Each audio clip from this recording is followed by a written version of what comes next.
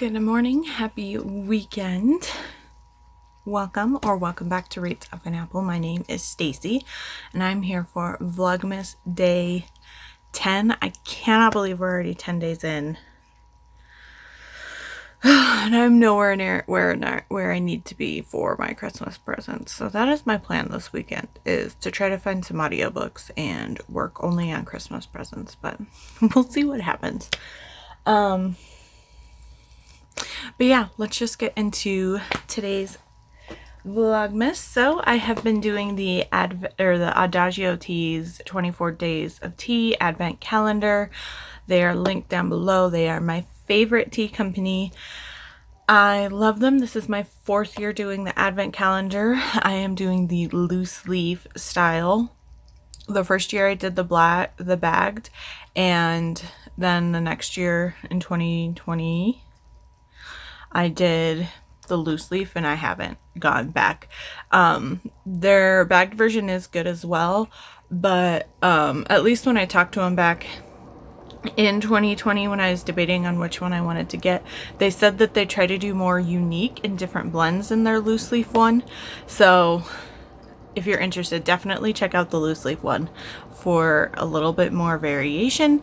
And I love that they have a mix of green teas, black teas, white teas, herbal teas. Like they cover all the bases, so definitely check them out. But let's just get into it.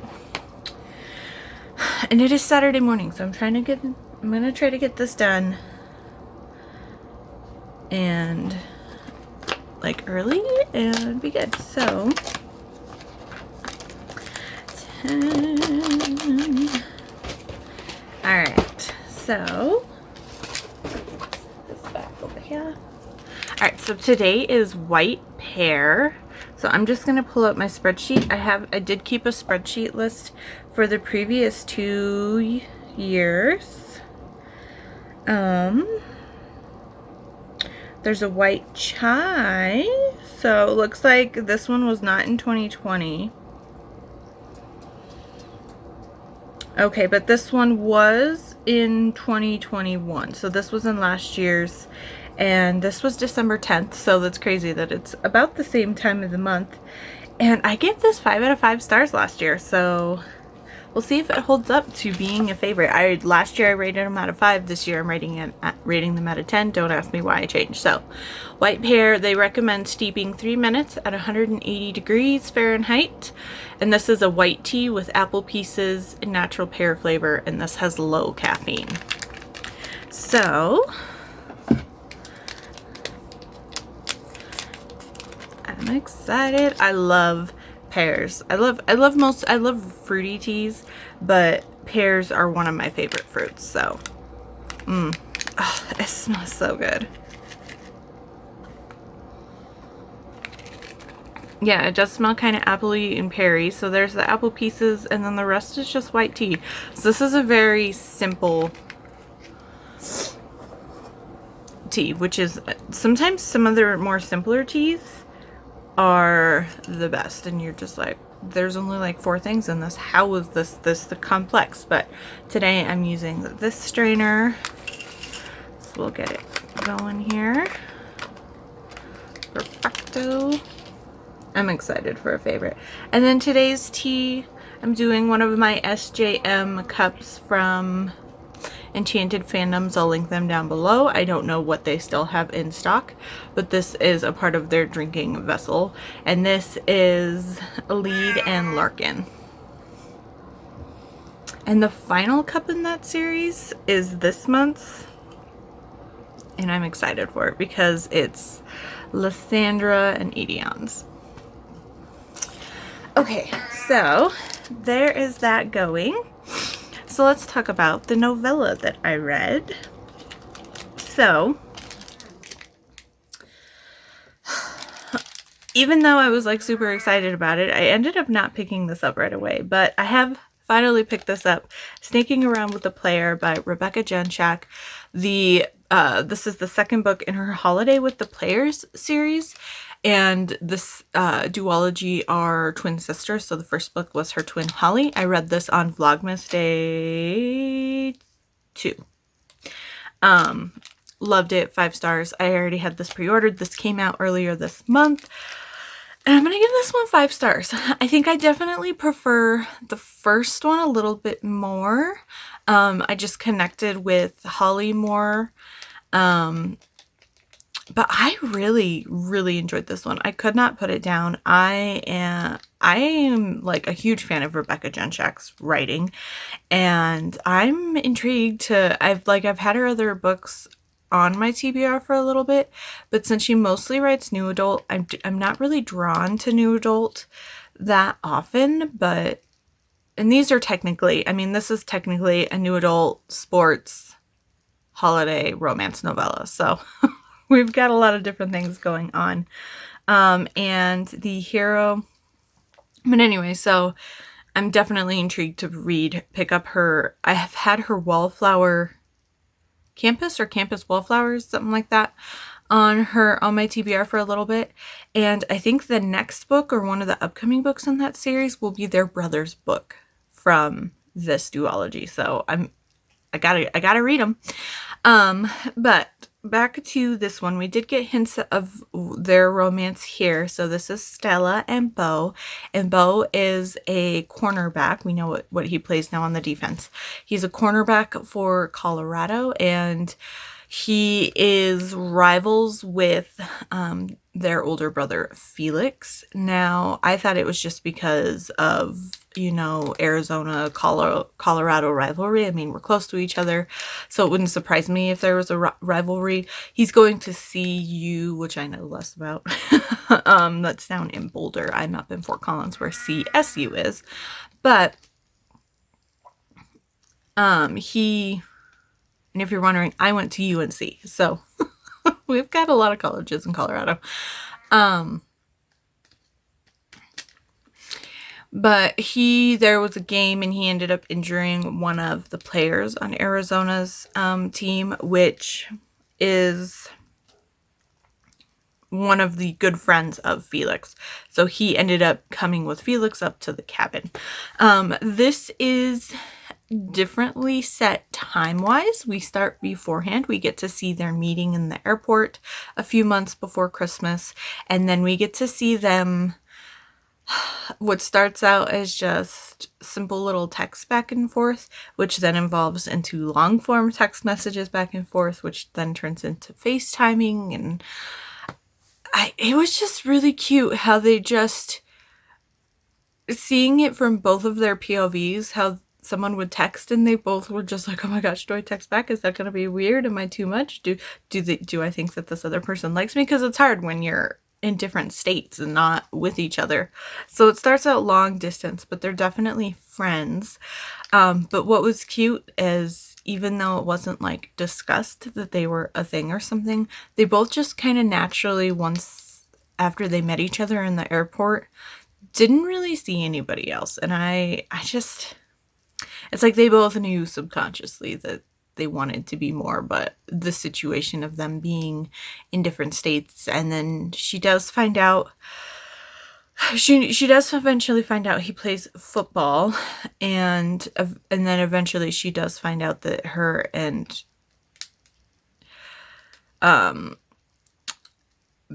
brother and Bo are considered rivals, but Bo actually grew up in Arizona and played at their rival high school. So he's been playing on teams against Bo since middle school, which was kind of a fun twist that they've been aware of each other for that long. And the only thing she didn't really know is that he was the person that hit her brother's friend when he ended up injured.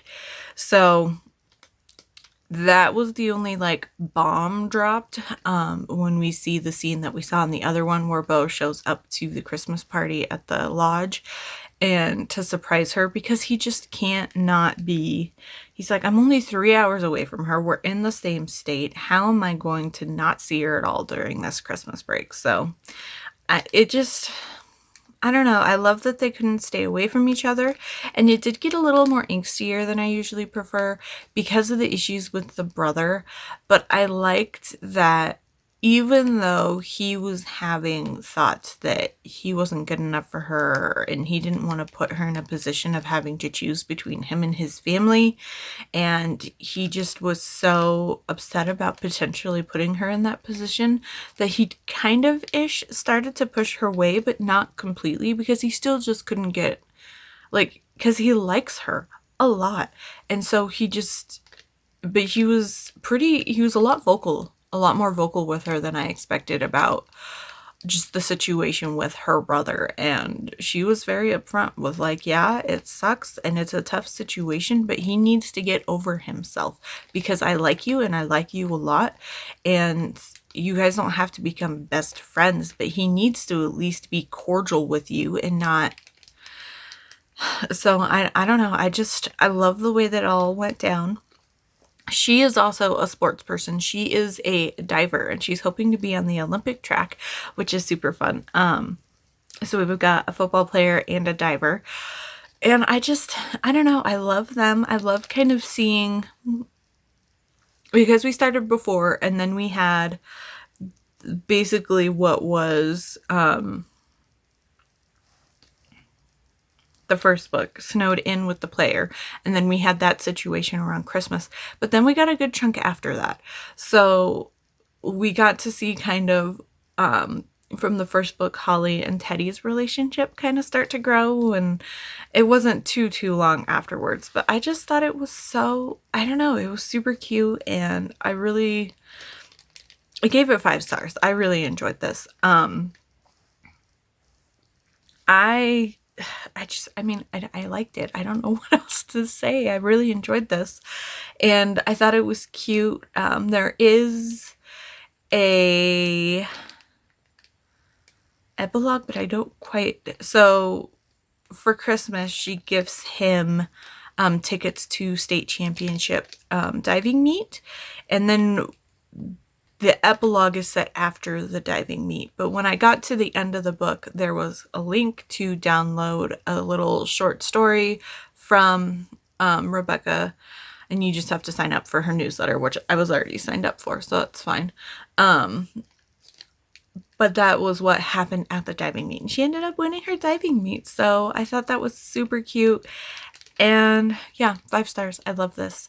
And then, like I said, there is a note in the back that her brother's book will be included in the Campus Wallflower series. So I wanted to read it before, so I'm definitely possibly going to pick it up kind of soon now. But so I'm excited to find like a new author. So far, 2 5-star books for holiday novellas, and they seem, her Campus Wallflower series seems a little like expected tropes for sports romance, because I think the first one is like the shy, quiet girl, and then she ends up kind of crushing on like the good boy hockey player, and then I think what she's supposed to end up with like his roommate who's like the bad boy, or at least like the party or player dude. So but I don't know, we'll see.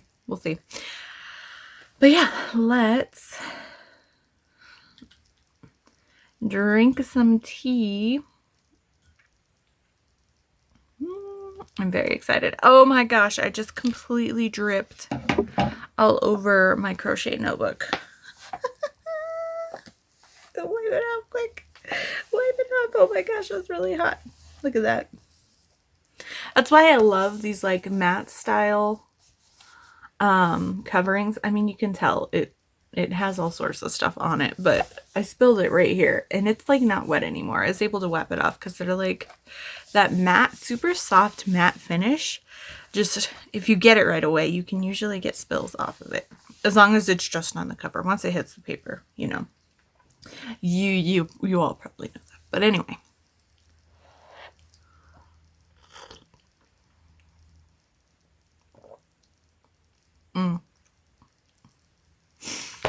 It's so good. It's a white tea, so it's like a lighter flavor. Even though I oversteep them, but I oversteep almost all of my teas, so that's not. But you get the pear, and there is that tiny bit hint of apple, but it definitely helps like elevate the pear. I just yeah, this is still really good. I think instead of like a 10 out of 10, I'm going to give this like a 9 out of 10. But I mean, this is still one of my favorite of their white teas. So, so good. But that's it. So yeah, I'm going to get going on my weekend stuff. And I will see you all tomorrow. Oh. Oh my god, I'm so bad. Like, comment, subscribe, all of that good stuff. And if you want to leave me an emoji or something down below, do something either football or swimming or diving related, because that's the sports that were covered in this book. But anyway, now I will see you tomorrow.